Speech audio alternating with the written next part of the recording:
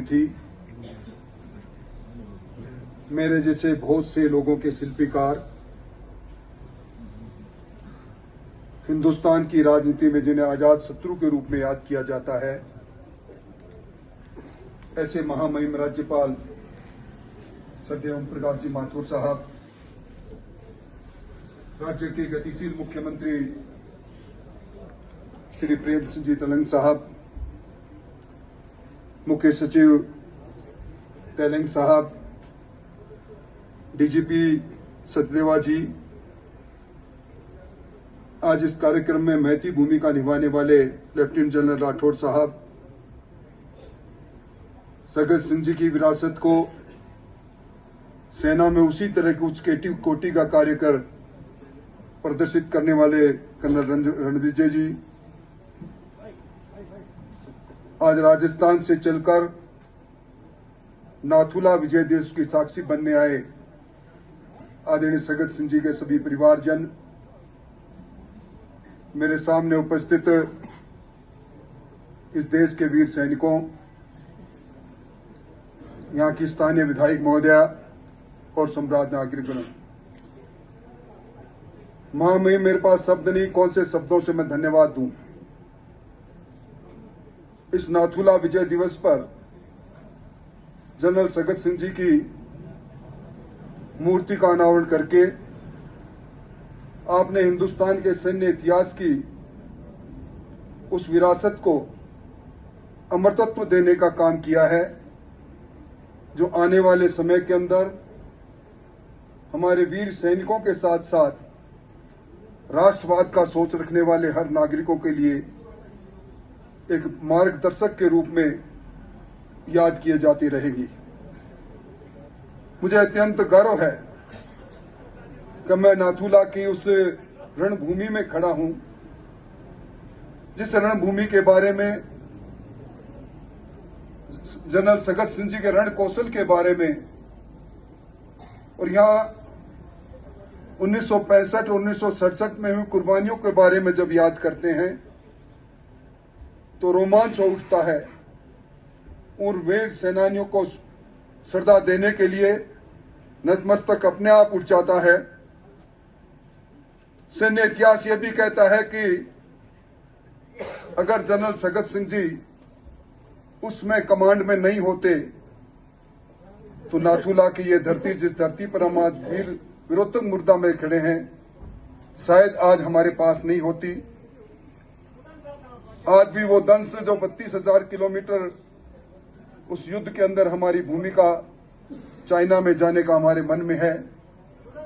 शायद वो रह जाता। पर सगत सिंह जी के पराक्रम के बारे में मैं क्या कहूं। मैं उन्हीं की धरती से आ रहा हूं और कन्हैयालाल सेठिया की वो बात मुझे याद आती है, ये धरती गोरा धोरारी, ये धरती मीठा मोरारी, ये धरती रो रुतबो ऊंचो, आबाद कवे कूचो कूचो, आ फोगा में नाची मीरा, आ दोरा में उपजा हीरा। ऐसे ही एक हीरे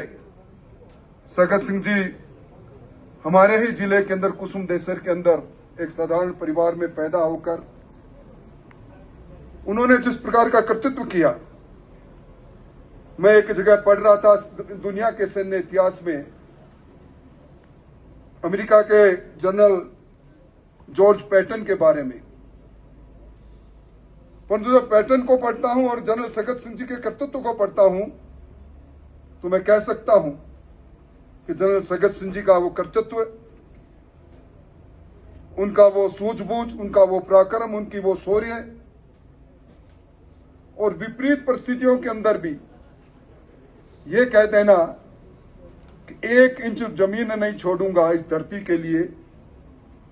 जान दे दूंगा, और अपने कमांडर की बात को नजरअंदाज करके अपने स्वयं के हिम्मत से उस ब्रिगेड के साथ युद्ध लड़ लेना, ये कोई छोटी बात नहीं। अगर मैं कहूं कि जनरल सगत सिंह जी के सैन्य इतिहास ने पाकिस्तान को उन्होंने हराया, चीन को झुकाया, अगर बांग्लादेश को जन्म देने का काम किया, उनकी वीरता का इतिहास आज हमारे लिए गर्व की बात है। गोवा मुक्ति की वो कहानी और जिस प्रकार गोवा को उस विजय दिवस में उनकी वो भूमिका 450 वर्ष के पुर्तगाल के शासन का अंत कर देना, मैं समझता हूं कि वैसे तो राजस्थान को कहा जाता है कि वीरों की भूमि है,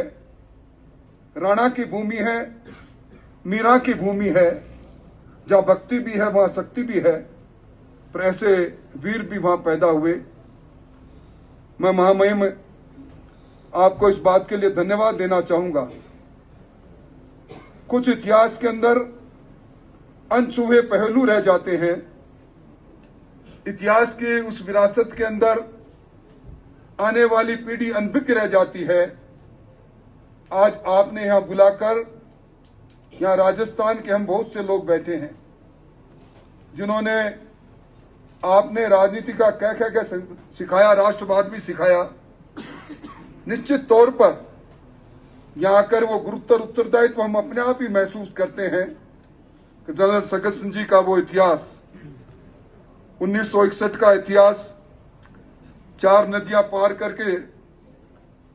पैरा बटालियन से गोवा को जीतने का इतिहास, नाथुला चौकी का इतिहास, और मैं समझता हूं कि बांग्लादेश का वो युद्ध कौशल कोई सोच भी नहीं सकता था कि उस समय मेघाना नदी को जब पाकिस्तान ने उड़ा दिया, जनरल सगत सिंह जी सबसे पहले ढाका पहुंचकर कर्नल नियाजी को झुकने के लिए मजबूर करते हैं। मैं इस बात को लंबा इसलिए नहीं कहना चाहता, मुझसे ज्यादा सैन्य इतिहास के जानकार यहां बैठे हैं, पर मैं गर्व से अभिभूत इसलिए हूं कि मैं उसी धरती से आया हूं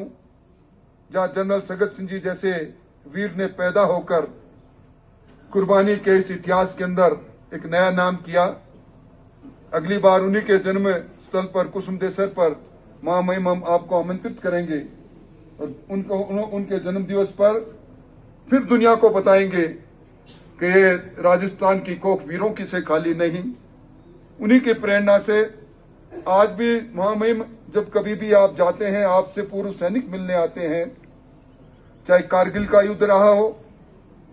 चाहे ऑपरेशन सिंदूर रहा हो, हर युद्ध के अंदर शहादत देने वाले राजस्थानियों की कोई कमी नहीं।